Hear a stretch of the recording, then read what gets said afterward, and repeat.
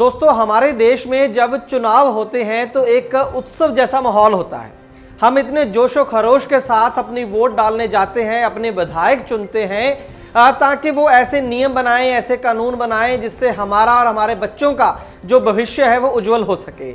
लेकिन आज जो बड़ी खबर हम आपको बिहार से देने जा रहे हैं, उस खबर में एक विधायक ने एक ड्राइवर और एक क्लीनर को ना सिर्फ बंधक बनाया बल्कि उनकी बेरहमी सी पिटाई भी की है। जी हाँ, क्या है पूरी घटना बताएंगे आज की इस ग्राउंड रिपोर्ट में। ट्रांसपोर्ट टीवी पर आपका स्वागत है। मैं हूं मनिंदर सिंह और आप देख रहे हैं ground report powered by transport mall. दोस्तों, जिस घटना की मैं बात कर रहा हूं ये बिहार की है और ये घटना 8 जुलाई 2020 को हुई है। बिहार के अंदर जगह है बिलदौर, ये एक कॉन्स्टिट्यूंसी है, हल्का है, जहां से ये विधायक चुनकर आते हैं पन्ना लाल पटेल जी। खगड़िया एरिया भी इसको बोला जाता है और ये पटना से लगभग 200 किलोमीटर दूर है। हुआ ये कि 8 जुलाई की रात थी, लगभग 11 बजे थे।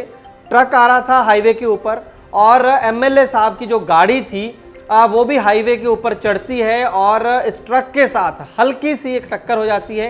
किसी जान का माल का कोई नुकसान नहीं होता है। जान माल का नुकसान तो नहीं हुआ, लेकिन विधायक साहब की शायद जो अहंकार है उनका, उसके ऊपर काफ़ी चोट हो गई कि आखिरकार एक नॉर्मल सा ट्रक वाला कैसे उनकी गाड़ी को छू गया।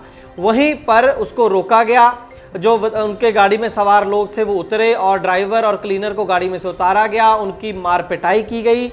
मार पिटाई करके छोड़ा नहीं गया बल्कि उनको बंधक बना लिया गया। जी हाँ, उनकी गाड़ी और ड्राइवर और क्लीनर दोनों को विधायक के घर पर ले जाकर वहां पर एक कमरे में बंद कर दिया गया। जो ड्राइवर थे इस गाड़ी के, उनका नाम है लालू यादव और क्लीनर का नाम सुनील कुमार, ये भी बिहार के ही बताए जा रहे हैं। और जो गाड़ी मालिक थे वो है झारखंड के। ये गाड़ी झारखंड की थी लेकिन गिट्टी लेकर जा रही थी, उस समय बिहार से गुजर रही थी। गाड़ी मालिक का नाम जामा प्रसाद यादव है और जो विधायक हैं जिनके लोगों ने ये हरकत करी है, पन्ना लाल पटेल, मैंने आपको बताया बिलदौर इलाके से ये चुनकर आते हैं। ये जेडीयू के विधायक हैं, जनता दल यूनाइटेड के, जो कि इस समय सत्ताधीन पार्टी है बिहार के अंदर। जनता दल यूनाइटेड और बीजेपी की सरकार है बिहार के अंदर इस समय। तो जब ड्राइवर और क्लीनर को बंधक बनाकर ले जाया जा रहा था, उसी समय ड्राइवर ने अपने गाड़ी मालिक को फोन किया और पूरी घटना के बारे में बताया। जहां पर गाड़ी मालिक जामा प्रसाद यादव की जरूर तारीफ करनी बनती है कि उन्होंने पूरी सक्रिय भूमिका निभाई। इस बात से बिल्कुल नहीं डरे कि जो पंगा पड़ा है वो किसी विधायक के साथ पड़ा है। उन्होंने फौरन तौर पर वहां की लोकल जो पुलिस थी वहां पर फोन किया।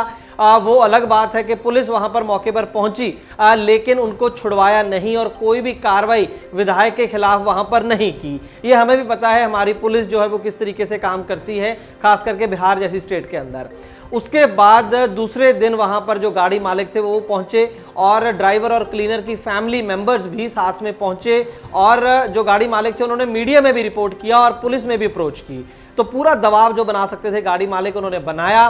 पुलिस को ये मजबूर किया कि वहां से विधायक के घर से ड्राइवर और क्लीनर को निकाला जाए। और उस समय तक लोकल मीडिया में भी ये खबर फैल गई थी कि विधायक या उनके जो आदमी हैं उन्होंने एक ड्राइवर और क्लीनर को बंधक बनाया है और उनकी मारपिटाई की है। तो इस पूरे दबाव का फायदा ये हुआ कि पुलिस ने आखिरकार 24 घंटे बाद एमएलए की जो इलीगल कस्टडी थी उससे ड्राइवर और क्लीनर को छुड़वाया। अब जब लोकल मीडिया के सामने विधायक साहब की काफी फजीहत हो गई तो विधायक को भी मजबूरन मीडिया के सामने आना पड़ा और अपना बयान देना पड़ा।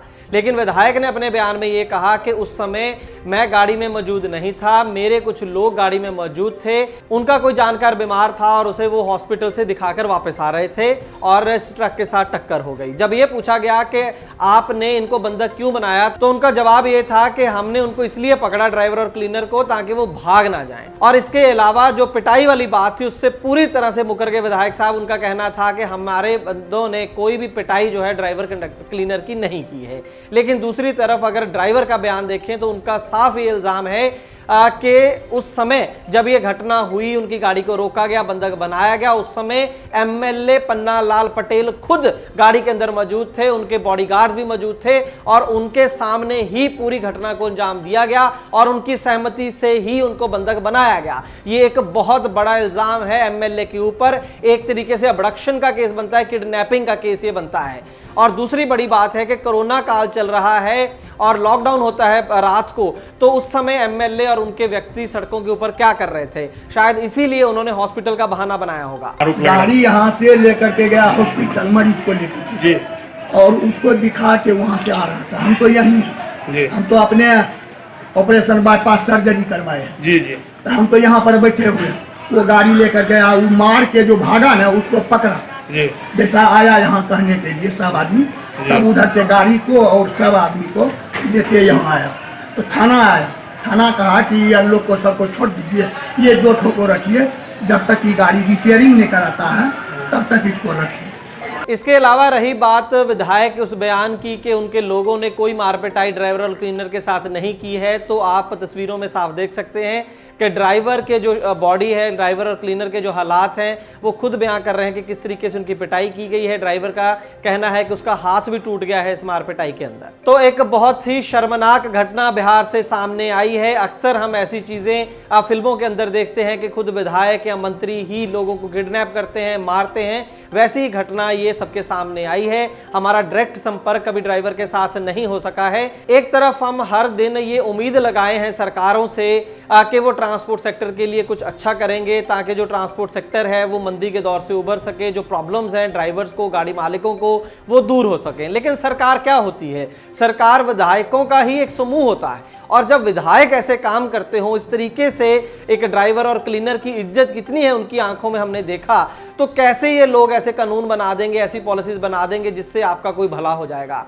असल में पुराने ज़मानों में जो राजा लोग होते थे वो इतना जुल्म करते थे लोगों के ऊपर, और बावजूद इसके बगावत नहीं होती थी। वो इसलिए नहीं होती थी क्योंकि राजा अपने आप को इस तरीके से पेश करता था कि मैं भगवान का सीधा बेटा हूँ, सही है, और भगवान ने मुझे धरती के ऊपर भेजा है आप लोगों के ऊपर राज करने के लिए। और आप यकीन नहीं करेंगे कि लोग इस बात को सच मानते थे और जल्दी जल्दी अपने राजा के खिलाफ कोई बगावत नहीं करते थे।